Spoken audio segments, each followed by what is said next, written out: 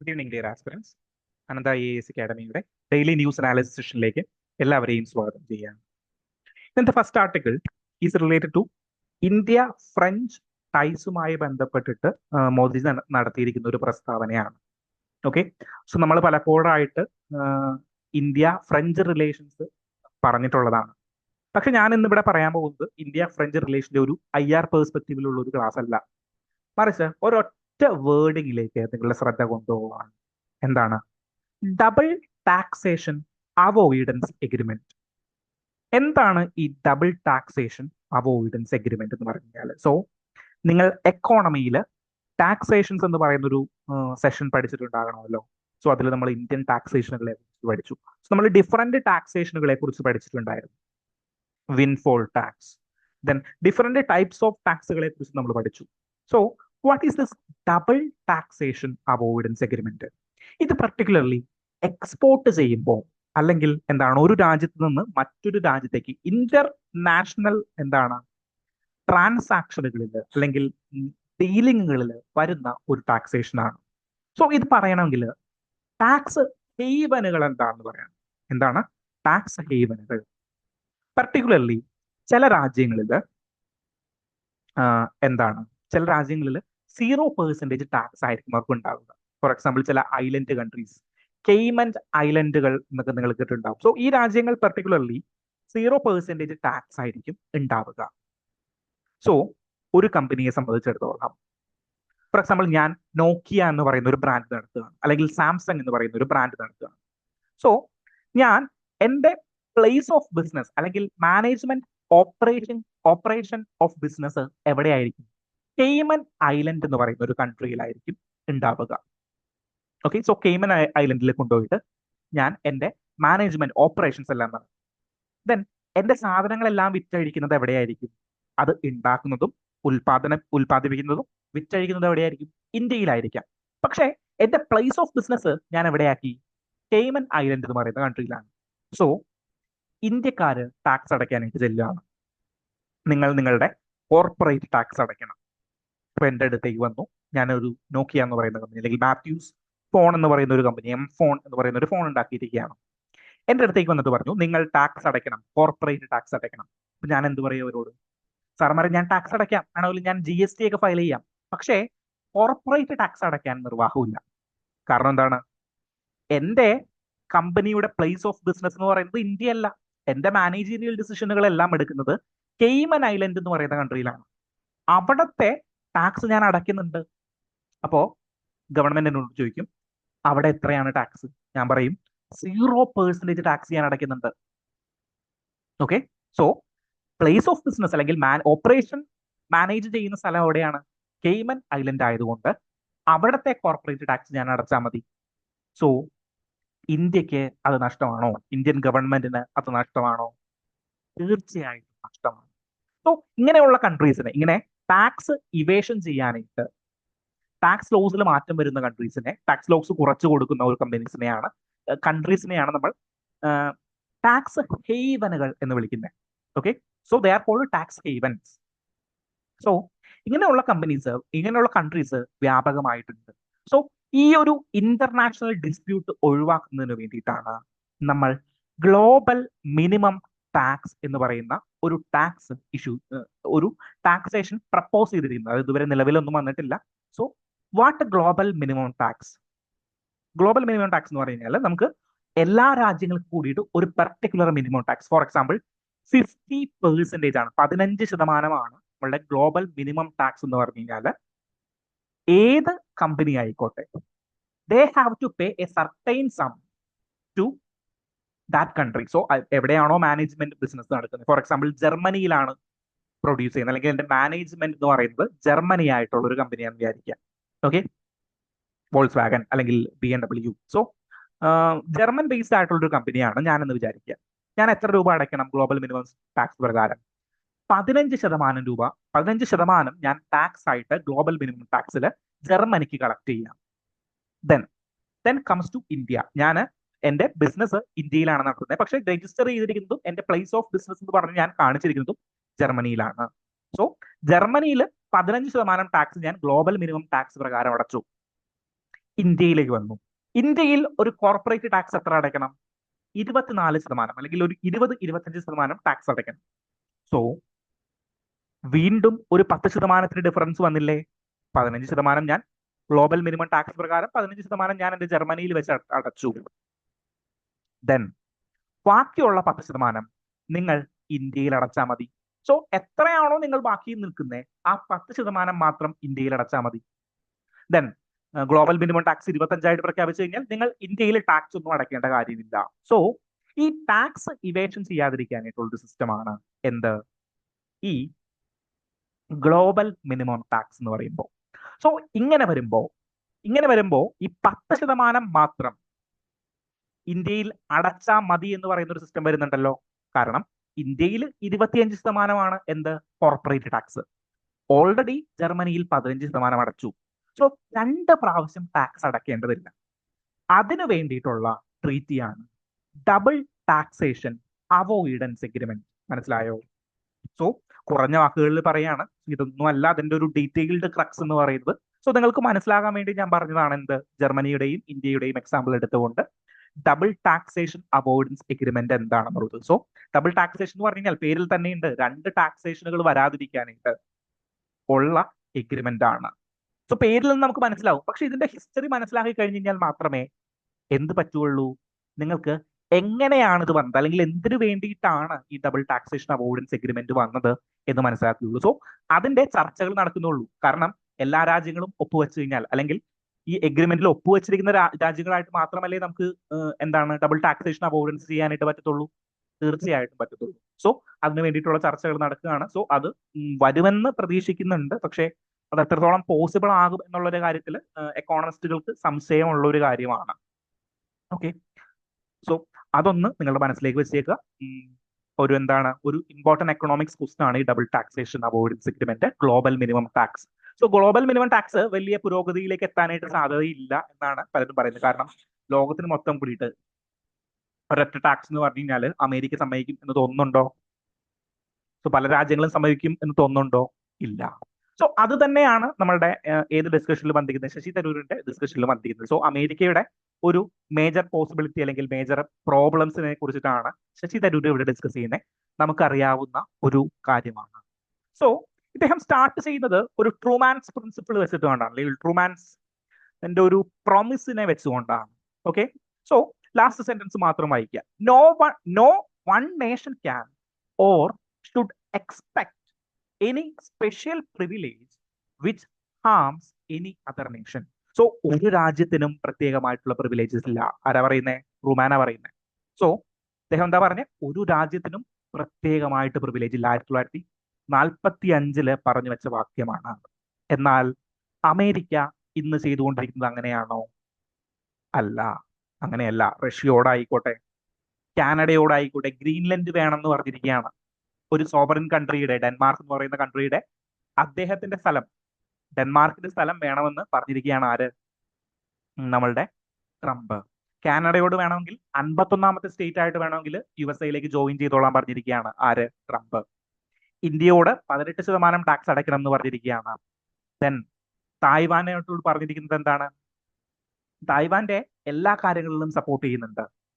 Then റഷ്യയോടോ? So ഇങ്ങനെയുള്ള എല്ലാ കാര്യങ്ങളിലും എന്താണ്?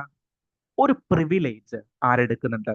നമ്മളുടെ ട്രംപ് ഗവൺമെന്റ് എടുക്കുന്നുണ്ട്. സോ അതിനെ നിശിതമായിട്ട് വിമർശിക്കുകയാണ്. സോ നമ്മൾ പലപ്പോഴായിട്ട് ഈ ഒരു ഡിസ്കഷൻ കേട്ടിട്ടുണ്ട്. എന്താണ്? മൾട്ടിലാറ്ററലിസത്തിന്റെ തകർച്ച എങ്ങനെയാണ് വന്നത്, അല്ലെങ്കിൽ മൾട്ടിലാറ്ററലിസം മാറിയിട്ട് ഒരു യൂണിറ്ററി നേഷൻ ടെൻഡൻസീസ് എല്ലാവരും കാണിക്കുന്നുണ്ട്. സോ അതിൽ നിന്ന് മാറിയിട്ട് എങ്ങനെയാണ് UK അല്ലെങ്കിൽ യൂറോപ്യൻ യൂണിയൻ പർട്ടിക്കുലർലി അമേരിക്കയിൽ നിന്ന് മാറാനായിട്ട് പിന്മാറുന്നത്, അല്ലെങ്കിൽ അമേരിക്കയുമായിട്ടുള്ള റിലേഷൻ ഒന്ന് ഡൈവേഴ്സിഫൈ ചെയ്യുന്നത് എന്ന് നമ്മൾ പലപ്പോഴായിട്ട് ഡിസ്കസ് ചെയ്തിട്ടുണ്ട്. സോ അതിനെ വീണ്ടും ഒന്നും കൂടിയിട്ട് പറഞ്ഞിരിക്കുകയാണ് നമ്മളുടെ ശശി തരൂർ ഇവിടെ ചെയ്തിരിക്കുന്നത്. സോ ഡീറ്റെയിൽ ആയിട്ട് ഞാൻ അതിന്റെ ഒരു ഡിസ്കഷനിലേക്ക് പോകുന്നില്ല, നമുക്ക് അറിയാവുന്ന കാര്യങ്ങൾ തന്നെയാണ്. Then coming to next discussion is particularly നമ്മളുടെ ഇന്ത്യൻ ഏവിയേഷൻ സെക്ടറുമായി ബന്ധപ്പെട്ടിട്ടാണ്. പർട്ടിക്കുലർലി എന്താണ്? നമ്മളുടെ കൺസ്യൂമർ റൈറ്റ്സ്. സോ ഇൻഡിഗോയുടെ ഒരു പ്രശ്നം നടന്നിരുന്നു നമ്മളുടെ ഏവിയേഷൻ, നമ്മളുടെ എയർലൈൻസുമായി ബന്ധപ്പെട്ട്. ദെൻ കൺസ്യൂമർ പ്രൈസ്, നിങ്ങൾ എയർ ട്രാവൽ ചെയ്യുന്ന ബന്ധുക്കളോ സുഹൃത്തുക്കളോ ഒക്കെ നിങ്ങൾക്ക് ഉണ്ടെങ്കിൽ ചോദിച്ചു കഴിഞ്ഞാൽ മനസ്സിലാവും. നിങ്ങൾക്ക് ദുബായിൽ നിന്ന് ഇന്ത്യയിലേക്ക് വരാനായിട്ടുള്ള പ്രൈസ് ഇപ്പൊ റമദാൻ മാസം വരികയാണല്ലോ, റംസാൻ കഴിഞ്ഞ് പെരുന്നാൾ വരുമ്പോ ഒരു ഹ്യൂജ് പ്രൈസ് ഹൈക്ക് കാണാനായിട്ട് സാധിക്കും.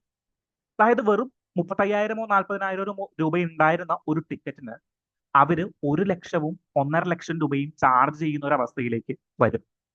സോ ആരാണ് ഇത് നിയന്ത്രിക്കേണ്ടത്? ഗവൺമെന്റ് ആണ് ഇത് നിയന്ത്രിക്കേണ്ടത്. ഗവൺമെന്റ് എന്ന് പറഞ്ഞു കഴിഞ്ഞാൽ സിവിൽ ഏവിയേഷൻ മിനിസ്ട്രി ആണ് ഇതിൽ പർട്ടിക്കുലർലി ഇടപെടേണ്ടത്. സോ അങ്ങനെ ഒരു സിസ്റ്റം നമ്മളുടെ സിവിൽ ഏവിയേഷൻ മിനിസ്ട്രി ഇമ്പോസ് ചെയ്തിട്ടുണ്ടായിരുന്നു. എന്താണത്? Temporary price cap. അതായത് വിമാന കമ്പനികൾ ഒരു നിശ്ചിത തുകയ്ക്ക് മുകളിൽ അവരുടെ വില കൂട്ടാനായിട്ട് പാടില്ല എന്ന് പറഞ്ഞിട്ട് ആര് പുറപ്പെടുവിച്ചു? ആര് ഉത്തരവ് പുറപ്പെടുവിച്ചു? നമ്മളുടെ സിവിൽ ഏവിയേഷൻ മിനിസ്ട്രി ഉത്തരവ് പുറപ്പെടുവിച്ചു. സോ അങ്ങനെ ഒരു ഉത്തരവ് പുറപ്പെടുവിച്ചപ്പോഴാണ് നമ്മളുടെ സിവിൽ ഏവിയേഷൻ ഇൻഡസ്ട്രി എത്രത്തോളം ക്രൈസിസ് നിലനിൽക്കുന്നുണ്ട്, അല്ലെങ്കിൽ എത്രത്തോളം ക്രൈസിസ് ഫേസ് ചെയ്യുന്നുണ്ട്. കാരണം കൺസ്യൂമറുടെ റൈറ്റ് പ്രൊട്ടക്ട് ചെയ്യാനായിട്ട് നമ്മൾ കടയിൽ പോയി ഒരു സാധനം വാങ്ങിക്കും, കൺസ്യൂമർ പ്രൊട്ടക്ഷൻ റൈറ്റ് ഒക്കെ നമ്മൾ പറയാറുണ്ട്. പക്ഷേ സിവിൽ ഏവിയേഷനിൽ എത്രത്തോളം കൺസ്യൂമറിന്റെ റൈറ്റ് പ്രൊട്ടക്ട് ചെയ്യാനായിട്ട് അവർ നിലനിൽക്കുന്നുണ്ട് എന്നുള്ളത് ഒരു ചോദ്യചിഹ്നമായിട്ട് മാറുകയാണ്. സോ ഈ അവസരത്തിലാണ് ഓദർ എന്ത് ചെയ്യുന്നത്? ഓദർ ഒരു US മോഡൽ ഡാറ്റ, അതായത് US-ലെ 1995 മുതലുള്ള പ്രൈസ് ഹൈക്ക് റിലേറ്റഡ് ആയിട്ട് ഒരു റാൻഡം സാമ്പിൾ സർവേ ആര് നടത്തി? Airline origin and destination survey എന്ന് പറഞ്ഞുകൊണ്ട് bureau of transportation and statistics നടത്തിയിരിക്കുന്നത്. സോ അതുപോലെ ഒരു സർവേ ഇന്ത്യയിലും നടത്തണം. 1995 മുതൽ 2026 വരെയുള്ളതിലെ ഒരു സാമ്പിൾ സർവേ നടത്തണം. സോ നമുക്കൊരു ഡാറ്റ ഇല്ല എങ്ങനെയാണ് നമ്മളുടെ ഒരു പ്രൈസ് ഹൈക്ക് വരുന്നത്, അല്ലെങ്കിൽ ഈ കുത്തക മുതലാളികൾമാര് എന്ത് ചെയ്യുന്നത്? പൈസ ഉണ്ടാക്കിയതിന്റെ, സിവിൽ ഏവിയേഷനുമായി ബന്ധപ്പെട്ട് പൈസ ഉണ്ടാക്കിയതിന്റെ ഒരു ഡാറ്റ, ഒരു പേഴ്സൻറ്റേജ് ഡാറ്റയൊന്നും നമ്മളുടെ കയ്യിലില്ല. സോ അത് എന്താണ്? ഒരു ഡാറ്റാബേസ് ക്രിയേറ്റ് ചെയ്യണം. അതിൽ വഴി ഒരു ട്രാൻസ്പെറൻസി, ബാക്കിയുള്ള കാര്യങ്ങൾ എങ്ങനെയാണ് ഇതിന്റെ ഒന്ന് മനസ്സിലാക്കാനായിട്ട് ഇതുപോലെ US മോഡലായിട്ട് ഒരു ഡാറ്റാബേസ് ക്രിയേറ്റ് ചെയ്യണമെന്നാണ് നമ്മളുടെ ഈ ഒരു എഡിറ്റോറിയൽ സെഷനിൽ പറയുന്നത്. സോ നമുക്ക് 1-2 കാര്യങ്ങൾ കൂടിയിട്ട് ഇവിടെ അഡ്വാൻസ്ഡ് ആയിട്ട് നോക്കാനുണ്ട്. പർട്ടിക്കുലർലി കോൺസ്റ്റിറ്റ്യൂഷണൽ പാർട്ടിൽ നമ്മളുടെ റൈറ്റ് ടു ട്രാവൽ എബ്രോഡ് എന്ന് പറയുന്നത് ഏത് ഫണ്ടമെന്റൽ റൈറ്റിന്റെ അണ്ടറിലാണ്? Particularly related to article 21 case law. ആരെങ്കിലും ഓർക്കുന്നുണ്ടോ? So right to travel abroad എന്ന് പറഞ്ഞു കഴിഞ്ഞാൽ മനേക ഗാന്ധി അല്ലെങ്കിൽ നമ്മളുടെ Maneka Gandhi versus union of India കേസിലാണ് പുറത്തേക്ക് ട്രാവൽ എബ്രോഡ് ചെയ്യാനായിട്ടുള്ള അവകാശം ഇന്ത്യയുടെ ഫണ്ടമെന്റൽ റൈറ്റ് ആയിട്ട് ആർട്ടിക്കിൾ 21 പ്രകാരമാണ് എന്ന് ആര് പറയുന്നത്? സുപ്രീം കോടതി പറയുന്നത്. സോ ഒരു സംശയവും വേണ്ട, റൈറ്റ് ടു ട്രാവൽ എബ്രോഡ് എന്ന് പറഞ്ഞു കഴിഞ്ഞാൽ ആർട്ടിക്കിൾ 21, 19 പോകരുത്. Right to freedom of speech and expression, അല്ലെങ്കിൽ എന്താണ് ട്രാവൽ വിത്തിൻ ഇന്ത്യ എന്ന് പറയുന്ന ഒരു കൺസെപ്റ്റില് ഫ്രീലി ട്രാവൽ ചെയ്യാം എന്നൊരു കാര്യത്തിൽ 19 പോകരുത്. റൈറ്റ് ടു ട്രാവൽ എബ്രോഡ് എന്ന് പറഞ്ഞു കഴിഞ്ഞാൽ ആർട്ടിക്കിൾ 21 പ്രകാരമുള്ള റൈറ്റ് ആണ് നിങ്ങൾക്ക് തന്നിരിക്കുന്നത്. Then Maneka Gandhi versus union of India case എന്ന് പറയുന്ന ഒരു ഇമ്പോർട്ടന്റ് കേസാണ് ഇവിടെ നിങ്ങൾക്ക് കോട്ട് ചെയ്യാനായിട്ട് പറ്റുന്ന quote case law. Okay, so ആ ഒരു കാര്യം കൂടിയിട്ട് മനസ്സിലാക്കിയേക്കുക. Then coming to next discussion, എന്താണ്? Royal navy revolt. So February 18 എന്ന് പറഞ്ഞു കഴിയുമ്പോൾ എന്താണ്? റോയൽ നേവി റിവോൾട്ടിനെ ഓർക്കാണ്ട് ഒരു മോഡേൺ ഇന്ത്യ പഠിച്ചിരിക്കുന്ന ഒരാൾക്കും പോകാനായിട്ട് പറ്റില്ല. സോ 1946 എന്ന് പറയുമ്പോൾ എന്താ പ്രത്യേകത? സ്വാതന്ത്ര്യ വേൾഡ് വാർ 2 കഴിഞ്ഞു. എന്നാ കഴിഞ്ഞേ? 1945 സെപ്റ്റംബർ 2-ാം തീയതി, 2-ഓ 3-ഓ തീയതികളിലാണ് നമ്മളുടെ വേൾഡ് വാർ 2 കഴിഞ്ഞിരിക്കുന്നത്. സോ വേൾഡ് വാർ 2 കഴിഞ്ഞ് എല്ലാ രാജ്യങ്ങളും എന്താ ചെയ്തുകൊണ്ടിരിക്കുന്നത്? അവർക്ക് പറ്റിയ പ്രശ്നങ്ങൾ, കേടുപാടുകളെല്ലാം തീർത്തുകൊണ്ടിരിക്കുകയാണ്. എക്കോണമി വലിയൊരു ക്രൈസിസിലാണ്. ദെൻ ആളുകൾ ഒരുപാട് പേര് മരിച്ചു പോയിട്ടുണ്ട്, അർത്ഥം ഒരുപാട് ചെലവായിട്ടുണ്ട്. സോ ഇങ്ങനെയുള്ള ഒരു അവസരത്തിൽ റോയൽ ഇന്ത്യൻ നേവിയിലെ, അതായത് അന്നത്തെ നമ്മളുടെ അന്നത്തെ നേവിയിലെ കുറച്ച് ഭടന്മാര് എന്ത് ചെയ്യാണ്? പ്രക്ഷോഭത്തിനൊരുങ്ങുകയാണ്. ആർക്കെതിരെ? ബ്രിട്ടീഷുകാർക്കെതിരെ. എന്തായിരുന്നു അവരുടെ പ്രശ്നം? ഒന്ന് പറഞ്ഞു കഴിഞ്ഞാല് ഈ യുദ്ധം കഴിഞ്ഞ പിന്നെ ഇവന്മാരൊന്നും ആരും തിരിഞ്ഞു നോക്കാത്ത ഒരു അവസ്ഥയിലേക്കായി. ഫുഡില്ല, ശമ്പളമില്ല, റേഷ്യൽ ഡിസ്ക്രിമിനേഷൻ. സോ നോർമലി ഒരു സിപ്പായി അനുഭവിച്ചിരുന്ന എല്ലാ പ്രശ്നങ്ങളും ഇവര് അന്ന് വീണ്ടും അനുഭവിക്കാനായിട്ട് തുടങ്ങി. ഒരു മേജർ ഇമ്പോർട്ടന്റ് റീസൺ കൂടിയുണ്ട്. എന്താണ്? തങ്ങളുടെ സഹപട്ടാളക്കാരെ, അതായത് ഇന്ത്യൻ ഇന്ത്യൻ നാഷണൽ ആർമിയിലെ പട്ടാളക്കാര്, അവര് നമ്മളുടെ സെക്കൻഡ് വേൾഡ് വാറിന്റെ സമയത്ത് ഇന്തോനേഷ്യയിലേക്ക് യുദ്ധത്തിന് പോയവരാണ്. അവരെ ഉപേക്ഷിച്ചിട്ട് പോന്നു. അവർ തിരിച്ച് ആരോട് ചേർന്ന് യുദ്ധം ചെയ്തു? അവര് നമ്മളുടെ ജപ്പാനോട് ചേർന്നുകൊണ്ട് യുദ്ധം ചെയ്തു ഇന്ത്യക്കെതിരായിട്ട്. സോ ഇവർക്കെതിരെയുള്ള വിധി, ഇവർക്കെതിരെയുള്ള ട്രയൽസ് നടത്തിരുന്നു. ഓക്കെ, സോ നമ്മളുടെ റെഡ് ഫോർട്ടിൽ വെച്ചിട്ടാണ് ആ ഫേമസ് ട്രയൽസ് നടക്കുന്നത്. നിങ്ങൾ എന്താണ് സ്വാതന്ത്ര്യം അർദ്ധരാത്രിയിൽ നിങ്ങൾക്ക് ബുക്ക് വായിച്ചിട്ടുണ്ടെങ്കിൽ നിങ്ങൾക്ക് അതൊരു ഗൂസ് ബംസ് പോലെ നിങ്ങൾക്ക് കാണാനായിട്ട് പറ്റും. സോ അന്ന് വീണ്ടും നമ്മളുടെ ജവഹർലാൽ നെഹ്റു ഒക്കെ വക്കീൽ കുപ്പായം അണിഞ്ഞുകൊണ്ട് റെഡ് ഫോർട്ടിലേക്ക് പോകുന്ന ഒരു കാഴ്ചയൊക്കെ ഉണ്ട്. സോ റോയൽ ഇന്ത്യൻ നേവിക്ക് ഈ ഒരു കാരണം കൂടിയിട്ട്, അതായത് സ്വന്തം ആർമി എന്ന് പറഞ്ഞു കഴിഞ്ഞാൽ അവരുടെ ഒരു വിങ് ആണ്, അല്ലെങ്കിൽ മറ്റൊരു വിങ് ആണ്, അവരെ പോലെ പണിയെടുക്കുന്ന പട്ടാളക്കാരാണ്. സോ അവരുടെ ട്രയലിങ്സ് ഇതുമായി ബന്ധപ്പെട്ട് നടന്നു. അതൊരു പഴയ പ്രിലിംസ് ക്വസ്റ്റ്യൻ ആണ്. 3 പേരെ തെരഞ്ഞെടുത്തിട്ട് ആണ് ഈ ട്രയലിങ്സ് നടക്കുന്നത്. അതൊരു പഴയൊരു പ്രിലിംസ് ക്വസ്റ്റ്യൻ കൂടിയാണ്. സോ കമ്മിങ് ടു ഇന്ത്യ, എന്താണ് റോയൽ നേവി റിവോൾട്ടുമായി ബന്ധപ്പെട്ടത്. സോ 1946 ഫെബ്രുവരി 18 HMS തൽവാർ എന്ന് പറയുന്ന എന്തിലാണ് ബോട്ടില് ഒരു സിപ്പായി കയറിയിട്ട് ക്വിറ്റ് ഇന്ത്യ എന്ന് എഴുതി വെച്ചു. നോ ഫുഡ് ഇല്ലെങ്കിൽ ഞങ്ങൾ പണിയെടുക്കില്ല എന്ന് കൂടിയിട്ട് മാര് എഴുതി വെച്ചു. ദെൻ ഫുഡ് കിട്ടാൻ വേണ്ടി ഇവന്മാര് പുറത്തേക്ക് ഇറങ്ങിയപ്പോ എല്ലാവരും, അതായത് ഇന്ത്യക്കാരായിട്ടുള്ള എല്ലാവരും ഈ ഒരു പ്രക്ഷോഭത്തെ സപ്പോർട്ട് ചെയ്തു. ചെയ്യുകയും അതൊരു വലിയ വിജയമാണെന്ന് തോന്നിപ്പിക്കുന്ന തരത്തിലേക്ക് ഉയരുകയും ചെയ്തു. വീണ്ടും കൊച്ചിയിൽ സമാനമായിട്ടുള്ളൊരു പ്രക്ഷോഭം ഉണ്ടായി. ദെൻ മറ്റ് കൽക്കട്ടയിൽ സമാനമായിട്ടുള്ളൊരു പ്രക്ഷോഭം ഉണ്ടായി. അങ്ങനെ മേജർ പോർട്ടുകളിൽ നേവി എവിടെയൊക്കെ താവളം അടിച്ചിട്ടുണ്ടോ ഈ പോർട്ടുകളിലെല്ലാം ഈ ഒരു സമരം നടക്കുകയാണ്. നിങ്ങൾ ഈ ഒരു സിനിമ കണ്ടിട്ടുണ്ടോ? യോബിന്റെ പുസ്തകം.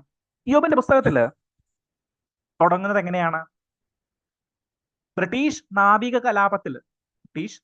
കലാപത്തില് പങ്കെടുത്തു എന്നതിന്റെ പേരിൽ അലോഷി എന്ന് പറയുന്ന ഒരാളെയും ജോസഫ് എന്ന് പറയുന്ന ഒരാളെയും പുറത്താക്കിയതുമായി ബന്ധപ്പെട്ടിട്ടാണ് ഈ ഒരു യോബിന്റെ പുസ്തകം എന്ന് പറയുന്ന സിനിമ തുടങ്ങുന്നത്. ഓക്കെ, സോ ആ നാവിക കലാപം എന്താണ്? സോ നിങ്ങളൊരു ഫേമസ് സീൻ ഈ ഒരു മൂവിയിലേക്ക് ഇട്ടിട്ടുണ്ടാവും. അലോഷി, നിങ്ങൾ കമ്മ്യൂണിസ്റ്റ് ആണോ എന്ന് യോബിന്റെ പുസ്തകത്തില് നമ്മളുടെ ലാല് നമ്മളുടെ ആരാണ്, ടൊവിനോ അല്ലല്ലോ, ഫഹദ് ഫാസിലിനോട് ചോദിക്കുന്നുണ്ട്. സോ ആരാണ് അന്ന്? സോ അതിലൊരു പ്രിലിംസ് ക്വസ്റ്റ്യൻ ഒളിഞ്ഞിരിപ്പുണ്ട്.